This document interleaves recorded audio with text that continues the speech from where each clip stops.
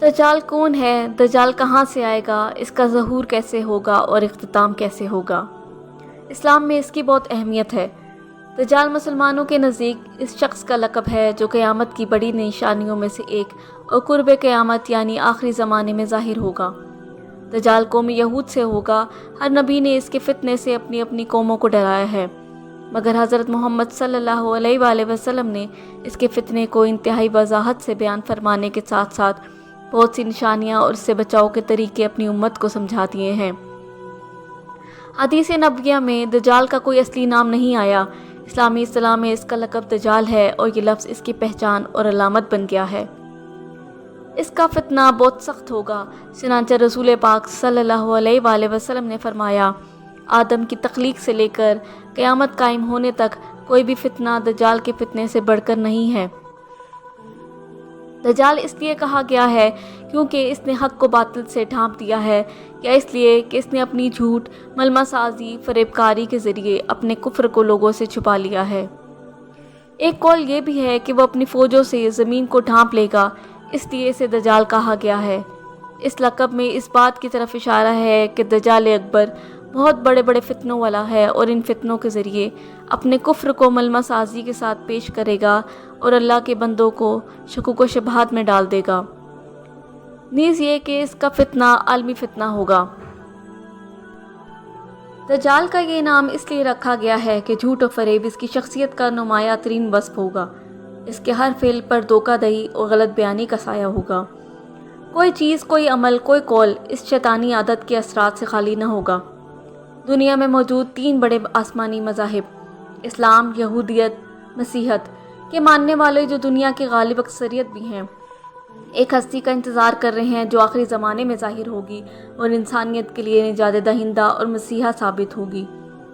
ہر آسمانی دین میں اس مسیح موت کا وعدہ کیا گیا ہے۔ خلیفہ احمد مہدی ہمارے مسیح ہوں گے۔ رسول اللہ صلی اللہ علیہ وآلہ وسلم کا فرمان ہے، جس نے دجال کے وجود اور خروج کو جھٹلایا وہ کافر ہے، اور جس نے مہدی علیہ السلام کو جھٹلایا وہ کافر ہے۔ دجال کی 2 آنکھوں کے درمیان کافر جو ہر مومن پڑھ لے گا، خواہ وہ لکھنا پڑھنا جانتا ہو یا نہ جانتا ہو۔ رسول مقبول صلی اللہ علیہ وآلہ وسلم نے خواب میں دیکھا کہ وہ خانہ کعبہ کا طواف فرما رہے ہیں کہ اس دوران انہیں دجال دکھایا گیا۔ آپ صلی اللہ علیہ وآلہ وسلم نے فرمایا، وہ بھاری بھرکم جسم، سرخ رنگت، گھنگریالے بال اور ایک آنکھ سے نابینا ہے۔ اس کی آنکھ لٹکے ہوئے انگور کے دانے جیسی ہے۔ دجال کا خروج سب سے پہلے شام اور عراق کے درمیان کی گھاٹی سے ہوگا، مگر اس وقت اس کی شہرت نہ ہوگی۔ اس کے اعوان و انصار مددگار یہودیہ گاؤں میں اس کے منتظر ہوں گے۔ وہ وہاں جائے گا اور ان کو ساتھ لے کر پہلا پڑاؤ خوض و کرمان میں کرے گا۔ مسلمانوں کے خلاف اس کا خروج خراسان سے ہوگا۔ دجال اپنے ظہور کے بعد ہر طرف فتنہ اور فساد برپا کرے گا۔ اس کے برپا کردہ فساد کی شدت کا اندازہ احادیث کی روشنی میں واضح ہوتا ہے۔ بس مسلمان شام کے جبل دخان کی طرف بھاگ جائیں گے اور دجال وہاں آ کر ان کا محاصرہ کر لے گا۔ یہ محاصرہ بہت سخت ہوگا اور ان کو بہت سخت مشقت میں ڈال دے گا۔ پھر فجر کے وقت عیسیٰ ابن مریم نازل ہوں گے۔ وہ مسلمانوں سے کہیں گے، اس خبیث کذاب کی طرف نکلنے سے تمہارے لیے کیا چیز مانے ہے؟ مسلمان کہیں گے کہ یہ شخص جن ہے، لہٰذا اس کا مقابلہ مشکل ہے۔ دجال کی شوبدہ بازی، مسمرزم وغیرہ کو دیکھ کر شاید بعض مسلمانوں کو اس کے جن ہونے کا گمان ہو، یا ممکن ہے مسلمان یہ بات بطور تشبیہ کے کہیں کہ اس کی حرکتیں اور رضا رسانیاں جنات کی طرح انہیں لگیں گی۔ دجال اپنے آپ کو سب سے پہلے نبی کہے گا، پھر خدائی کا دعویٰ کرے گا۔ اپنے پیدا کردہ زبردست شکوک و شبہات میں انسانیت کو پھانستا چلا جائے گا، پھر اپنے آپ کو دجال نہیں بلکہ خدا کہے گا۔ نبی اکرم صلی اللہ علیہ وآلہ وسلم نے فرمایا، تو دجال کی خبر سن لے، وہ اس سے دور رہے۔ اللہ کی قسم، آدمی اپنے آپ کو مومن سمجھ کر اس کے پاس آئے گا اور پھر اس کے پیدا کردہ شبہات میں اس کی پیروی کرے گا۔ دجال اکیلا نہیں ہوگا بلکہ اس کے ساتھی بھی ہوں گے، یعنی یہ ایک عالمگیر فتنہ ہوگا۔ نبی اکرم صلی اللہ علیہ وآلہ وسلم کا ارشاد ہے کہ دجال کے پیراکاروں کی اکثریت یہودی اور عورتیں ہوں گی۔ دجال کے ساتھ اصفہان کے 70,000 یہودی ہوں گے جو ایرانی چادریں اوڑھے ہوں گے۔ یہود کے ہاں اس مسیح کو آل داؤد سے مانا جاتا ہے۔ حقیقتاً یہودی جس مسیح کا انتظار کر رہے ہیں وہ وہی دجال ہوگا۔ اللہ رب العزت نے دجال کو غیر معمولی صلاحیتوں سے نوازا ہوا ہوگا، تاہم وہ اس کا استعمال برائی اور شر پھیلانے میں کریں گے۔ دجال کی طاقتوں کا اندازہ کچھ احادیث سے ملتا ہے۔ اس کے پاس آگ اور پانی ہوں گے۔ جو آگ نظر آئے گی وہ ٹھنڈا پانی ہوگا اور جو پانی نظر آئے گا وہ آگ ہوگی۔ اس دجال کے پاس روٹیوں کا پہاڑ اور پانی کا دریا ہوگا۔ مطلب یہ کہ اس کے پاس پانی اور غذا وافر مقدار میں ہوں گے۔ نبی اکرم صلی اللہ علیہ وآلہ وسلم نے فرمایا، ان باتوں کے لیے وہ نہایت حقیر ہے، لیکن اللہ اسے اس کی اجازت دے گا تاکہ لوگوں کو آزمایا جا سکے کہ وہ اللہ پر یقین رکھتے ہیں یا دجال پر۔ اور پھر دجال اپنے ساتھ ایک دریا اور آگ لے کر آئے گا۔ جو اس کی آگ میں پڑے گا اس کو یقیناً اس کا صلہ ملے گا اور اس کا بوجھ کم کر دیا جائے گا، لیکن جو اس کے دریا میں اترے گا اس کا بوجھ برقرار رہے گا اور اس کا صلہ اس سے چھین لیا جائے گا۔ صحابہ نے پوچھا، یا رسول اللہ صلی اللہ علیہ وآلہ وسلم، وہ اس زمین پر کتنی تیزی سے چلے گا؟ آپ صلی اللہ علیہ وآلہ وسلم نے فرمایا، جس طرح ہوا بادلوں کو اڑا کر لے جاتی ہے وہ ایک گدھے پر سوار ہوگا۔ اس گدھے کے کانوں کے درمیان 40 ہاتھوں کا فاصلہ ہوگا۔ اللہ تعالیٰ اس کے ساتھ شیاطین کو بھیجے گا جو لوگوں کے ساتھ باتیں کریں گے۔ وہ ایک بدو سے کہے گا، اگر میں تمہارے باپ اور ماں کو تمہارے لیے دوبارہ زندہ کروں تو تم کیا کرو گے؟ کیا تم شہادت دو گے کہ میں تمہارا خدا ہوں؟ بدو کہے گا، ہاں۔ چنانچہ 2 شیاطین اس بدو کے ماں باپ کے روپ میں اس کے سامنے آ جائیں گے اور کہیں گے، ہمارے بیٹے اس کا حکم مانو، یہ تمہارا خدا ہے۔ دجال کسی دیہاتی سے کہے گا کہ میں اگر تمہارے اونٹ کو زندہ کر دوں تو کیا تم میرے رب ہونے کی گواہی دو گے؟ وہ کہے گا، ہاں۔ تو دجال کی شیاطین اس دیہاتی کے اونٹ کی شکل اختیار کر کے آ جائیں گے۔ کسی علاقے میں سے گزرے گا، اس علاقے کے لوگ دجال کی تکذیب کریں گے، بس اس کے نتیجے میں ان کا کوئی جانور نہیں بچے گا، سب ہلاک ہو جائیں گے۔ وہ سارے علاقے سے گزرے گا جہاں کے لوگ اس کی تصدیق کریں گے۔ اس کے نتیجے میں دجال آسمان کو حکم دے گا، وہ بارش برسانے لگے گا۔ زمین کو حکم دے گا تو زمین خوب غلہ اگانے لگے گی۔ ان ماننے والوں کے مویشی شام کو اس حال میں آئیں گے کہ وہ پہلے سے زیادہ بڑے اور فربا ہوں گے، کھوکھیں بھری ہوئی ہوں گی اور ان کے تھن دودھ سے بھرے ہوں گے۔ دجال آئے گا لیکن اس کے لیے مدینہ میں داخل ہونا ممنوع ہوگا۔ وہ مدینہ کے مضافات میں سے کسی بنجر سیم زدہ علاقے میں خیمہ زن ہوگا۔ اس دن بہترین آدمی یا بہترین لوگوں میں سے ایک اس کے پاس آئے گا اور کہے گا کہ میں تصدیق کرتا ہوں کہ تم وہی دجال ہو جس کا حلیہ ہمیں اللہ کے نبی صلی اللہ علیہ وآلہ وسلم نے بتایا تھا۔ دجال لوگوں سے کہے گا، اگر میں اسے قتل کر دوں اور پھر زندہ کر دوں تو کیا تمہیں میرے دعوے میں کوئی شبہ رہے گا؟ وہ کہیں گے نہیں۔ پھر دجال اسے قتل کر دے گا اور پھر اسے دوبارہ زندہ کرے گا۔ وہ آدمی کہے گا، اب میں تمہاری حقیقت کو پہلے سے زیادہ بہتر جان گیا ہوں۔ دجال کہے گا، میں اسے قتل کرنا چاہتا ہوں لیکن وہ ایسا نہیں کر سکتا۔ اپنے نہ ماننے والوں سے اس کا مال و متاع چھین لے گا، اپنے ماننے والوں کو دنیا کا ظاہری مال و متاع خوب دے گا۔ ایک نوجوان کو مار کر زندہ کر دے گا۔ دجال مادرزاد اندھے اور کوڑی کے مریضوں کو تندرست اور مردے کو زندہ کر دے گا۔ اس کا قبضہ تمام زندگی بخش وسائل مثلاً پانی، آگ اور غذا پر ہوگا۔ اس کے پاس بے تحاشا دولت اور زمین کے خزانے ہوں گے۔ اس کی دسترت تمام قدرتی وسائل پر ہوگی مثلاً بارشیں، فصلیں، قحط اور خشک سالی وغیرہ۔ وہ زمین پر اس طرح چلے گا جیسے ہوا بادلوں کو لے کر اڑتی ہے۔ وہ ایک نقلی جنت اور دوزخ اپنے ساتھ لائے گا۔ اس کی آنت اور مدد شیاطین کریں گے۔ وہ مردہ لوگوں کی شکل میں بھی ظاہر ہوگا اور لوگوں سے گفتگو کریں گے۔ وہ زندگی اور موت پر ظاہری طور پر قدرت رکھے گا۔ زندگی اور موت پر اس کا اختیار محدود ہوگا کیونکہ وہ اس مومن کو دوبارہ نہیں مار سکے گا۔ دجال کہاں ہے؟ یہ بات دلچسپی سے خالی نہیں کہ خود اسی حدیث شریف میں جس میں دجال کے موجودہ مقام کا تذکرہ ہے، یہ حدیث تمیم داری کے نام سے جانی جاتی ہے۔ ذکر ہے کہ آپ صلی اللہ علیہ وسلم کی پیشن گوئی کی تصدیق آپ کی حیات مبارکہ میں ہو گئی تھی، جس پر آپ نے خوشی اور مسرت کا اظہار فرمایا۔ جب رسول اللہ صلی اللہ علیہ وآلہ وسلم نماز پڑھ چکے تب وہ ممبر پر تشریف فرما ہوئے اور مسکراتے ہوئے فرمایا، تمام لوگ اپنی اپنا جگہ بیٹھے رہیں۔ پھر فرمایا، جانتے ہو میں نے تمہیں کیوں جمع کیا؟ لوگوں نے کہا، اللہ اور اس کا رسول بہتر جانتے ہیں۔ آپ صلی اللہ علیہ وآلہ وسلم نے فرمایا، اللہ کی قسم میں تمہیں نہ تو کسی چیز کا شوق دلانے کے لیے جمع کیا ہے اور نہ کسی چیز سے ڈرانے دھمکانے کے لیے اکٹھا کیا ہے، بلکہ میں نے تمہیں یہ بتانے کے لیے جمع کیا ہے۔ تمیم داری پہلے عیسائی تھا، وہ آیا، اس نے بیعت کی اور اسلام میں داخل ہو گیا۔ اس نے مجھے ایسا واقعہ سنایا جو ان باتوں سے تعلق رکھتا ہے جو میں تمہیں دجال کے بارے میں بتایا کرتا ہوں۔ اس نے مجھے بتایا کہ وہ لخم اور جذام قبیلہ کے 30 آدمیوں کے ہمراہ ایک بحری جہاز میں سمندر کے سفر پر روانہ ہوا۔ سمندر کی لہریں مہینہ بھر انہیں ادھر ادھر دھکیلتی رہیں، یہاں تک کہ وہ ایک جزیرے میں پہنچ گئے۔ اس وقت سورج غروب ہو رہا تھا۔ وہ ایک چھوٹی کشتی میں بیٹھ کر جزیرے میں داخل ہوئے۔ جب وہ جزیرے میں داخل ہوئے تو انہیں ایک جانور ملا جس کے جسم پر بہت بال تھے۔ بالوں کی کثرت کی وجہ سے انہیں اس کے آگے پیچھے کچھ پتہ نہ چل رہا تھا۔ انہوں نے کہا، تیرا ستیہ ناس ہو، تو کیا چیز ہے؟ اس نے کہا، میں جساسہ ہوں۔ انہوں نے پوچھا، یہ جساسہ کیا چیز ہے؟ اس نے کہا، اے لوگو، خانقاہ میں موجود اس آدمی کی طرف جاؤ، وہ تمہاری خبریں سننے کا بڑے تجسس سے انتظار کر رہا ہے۔ بیان کرنے والا بتاتا ہے کہ جب اس نے اس آدمی کا ہم سے ذکر کیا تو ہمیں خوف لاحق ہوا کہ یہ جانور شیطان نہ ہو۔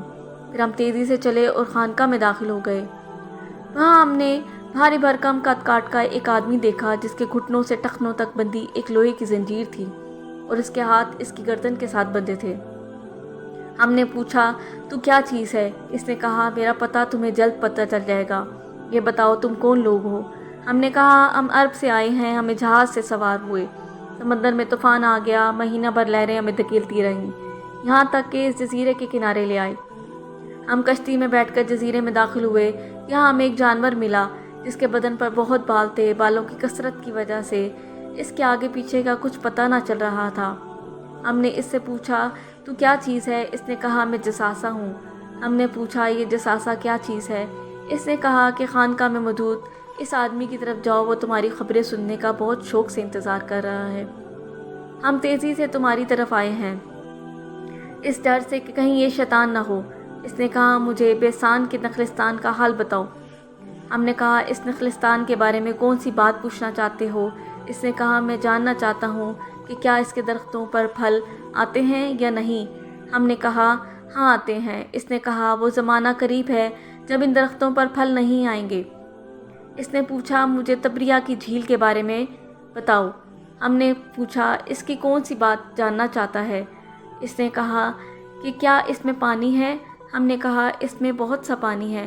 وہ بولا، اس کا پانی بہت جلد ختم ہو جائے گا۔ پھر اس نے کہا، مجھے زغر کے چشمے کے بارے میں بتاؤ۔ ہم نے پوچھا، کون سی بات معلوم کرنا چاہتے ہو؟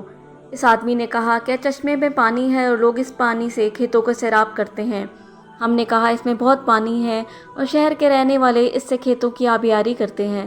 اس نے پوچھا، مجھے نبی الامین صلی اللہ علیہ وآلہ وسلم کے بارے میں بتاؤ، اس نے کیا کیا ہے؟ ہم نے کہا، وہ مکہ سے نکل کر یثرب میں آ گئے ہیں۔ اس نے پوچھا، کیا عربوں نے اس کے ساتھ جنگ کی؟ ہم نے کہا، ہاں۔ اس نے پوچھا، اس نے ان کے ساتھ کیا کیا؟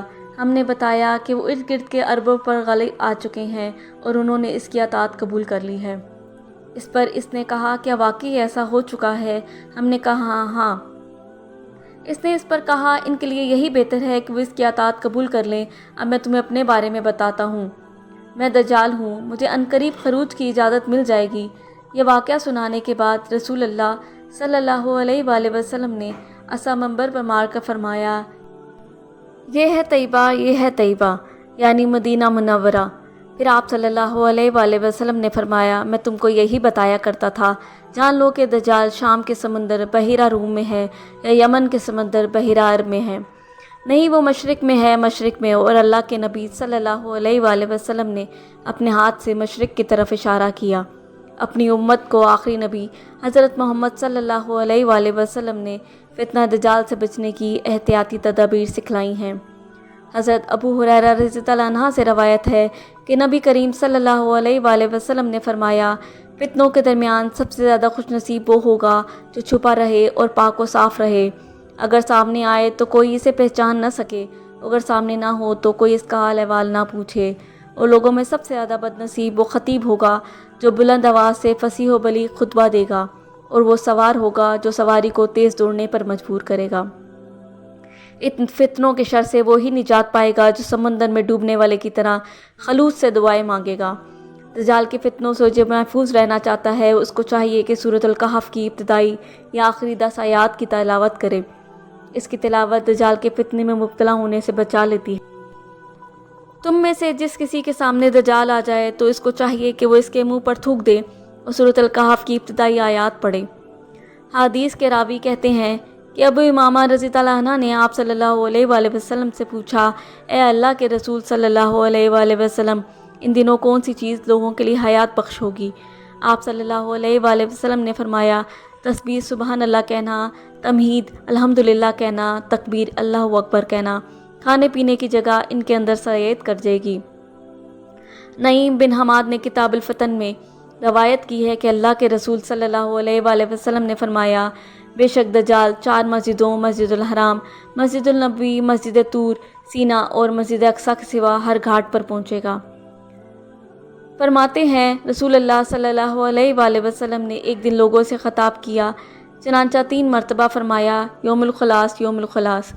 किसी ने पूछा, ये यौमुल खलास क्या है? आप सल्लल्लाहु अलैहि वसल्लम ने फरमाया, दज्जाल आएगा और ओहद पहाड़ पर चढ़ेगा, फिर अपने दोस्तों से कहेगा, क्या इस कैसर अबीस सफ़ेद महल को देख रहे हो? ये अहमद की मस्जिद है। फिर मदीना मुनव्वरा की जानिब आएगा तो इसके हर रास्ते पर हाथ में नंगी तलवार लिए एक फ़रिश्ते को मुकर्रर पाएगा। चनांचा सबगतुल जर्फ की जानिब आएगा और अपने खैमे पर ज़रब लगाएगा। फिर मदीना मुनव्वरा को 3 झटके लगेंगे, जिसके नतीजे में हर मुनाफिक मुर्दा मर्द और औरत, फासिक और मर्द और औरत मदीना मुनव्वरा से निकलकर इसके साथ चले जाएंगे। इस तरफ मदीना मुनव्वरा गुनाहों से पाक साफ़ हो जाएगा और यही यौमुल खलास छुटकारे का दिन, निजात का दिन है। नईम बिन हमाद की रवायत है कि जो लोग दज्जाल के या इसके लोगों के हाथों शहीद होंगे, इनकी कब्रें तारीक अंधेरी रातों में चमक रही होंगी। एक और रवायत है कि इनका शुमार अफजल तरीन शोहदा में होगा। आप सल्लल्लाहु अलैहि वसल्लम ने दज्जाल की इब्तिदा से इंतहा तक के बारे में उम्मत की मुकम्मल रहनुमाई की है। दज्जाल 40 दिन हुकूमत करके ईसा इब्ने मरियम अलैहिस्सलाम के हाथों कत्ल होगा। मुसलमान के यहाँ इन्हीं को मसीह मऊद का दर्जा हासिल है। वो आखिरी बार उर्दन के इलाके में अफ़ीक नामी घाटी पर नमूदार होगा। मुसलमानों और दज्जाली लश्करों के दरमियान जंग होगी, जिसमें वो 1/3 मुसलमानों को शहीद कर देगा और 1/3 को शिकस्त देकर भगा देगा और 1/3 को बाकी छोड़ देगा। रात हो जाएगी तो बाज़ मोमिनीन बाज़ से कहेंगे, तुम्हें अपने रब की खुशनुदी के लिए अपने शहीद भाइयों से जा मिलने, शहीद हो जाने में अब किस चीज़ का इंतज़ार है? जिसके पास खाने की कोई ज़ायद चीज़ हो वो अपने मुसलमान भाई को दे दे। तुम फजर होते ही आम मामूल की बानिस्बत जल्दी नमाज पढ़ लेना, फिर दुश्मन से जंग पर रवाना हो जाना। बस जब सब लोग नमाज के लिए उठेंगे तो ईसा अलैहिस्सलाम इनके सामने नाजिल होंगे और नमाज इनके साथ पढ़ेंगे। नमाज से फारिग होकर वो हाथ से इशारा करते हुए फरमाएंगे, मेरे और दुश्मन खुदा दज्जाल के दरमियान से हट जाओ ताकि मुझे देख ले। अबू हाजिम जो इस हदीस के रावियों में से एक हैं, कहते हैं कि अबू हुरैरा ने फरमाया है कि दज्जाल हज़रत ईसा अलैहिस्सलाम को देखते ही ऐसा पिघलेगा जैसे धूप में चिकनाई पिघलती है। अबू हाजिम जो इस हदीस के रावियों में से एक हैं, कहते हैं कि अबू हुरैरा रज़ियल्लाहु अन्हु ने फरमाया कि दज्जाल हज़रत ईसा अलैहिस्सलाम को देखते ही ऐसा पिघलेगा जैसे धूप में चिकनाई पिघलती है। इसके अलावा अब्दुल्ला बिन उमरो ने फरमाया है कि ऐसा घुल जाएगा जैसे नमक पानी में घुल जाता है। नबी अकरम सल्लल्लाहु अलैहि वसल्लम ने दज्जाल के ख़ात्मे को वाज़ेह तौर पर बयान किया है कि ईसा इब्ने मरियम नाजिल होंगे, बस लोगों की टांगों और आँखों के दरमियान से तारीकी हट जाएगी, यानी इतनी रोशनी हो जाएगी कि लोग टांगों तक देख सकेंगे। इस वक्त ईसा अलैहिस्सलाम के जिस्म पर एक ज़र्रा होगा। बस लोग इससे पूछेंगे कि आप कौन हैं? वो फरमाएंगे, मैं ईसा इब्ने मरियम अल्लाह का बंदा और रसूल हूँ और इसकी पैदा करदा जान और इसका कलमा हूँ, यानी बाप के बग़ैर महज इसके कलमा कुन से पैदा हुआ हूँ। तुम 3 सूरतों में से एक को इख्तियार कर लो। अल्लाह दज्जाल और इसकी फ़ौजों पर बड़ा अज़ाब आसमान से नाजिल कर दे, इनको ज़मीन में धंसा दे, इनके ऊपर तुम्हारे असले को मुसल्लत कर दे और इनके हथियारों को तुमसे रोक दे। मुसलमान कहेंगे, अल्लाह के रसूल, ये आखिरी सूरत हमारे लिए और हमारे कलूब के लिए ज़्यादा तमानियत का बाइस है। चनांचा इस रोज़ तुम बहुत खाने पीने वाले और डेल डोल वाले यहूदी को भी देख लोगे। کہ ہیبت کی وجہ سے اس کا ہاتھ تلوار نہ اٹھا سکے گا۔ پس مسلمان پہاڑ سے اتر کر ان کے اوپر مسلط ہو جائیں گے، اور دجال جب عیسیٰ ابن مریم کو دیکھے گا تو وہ سیسے کی طرح پگھلنے لگے گا، حتیٰ کہ عیسیٰ علیہ السلام اسے جا لیں گے اور قتل کر دیں گے۔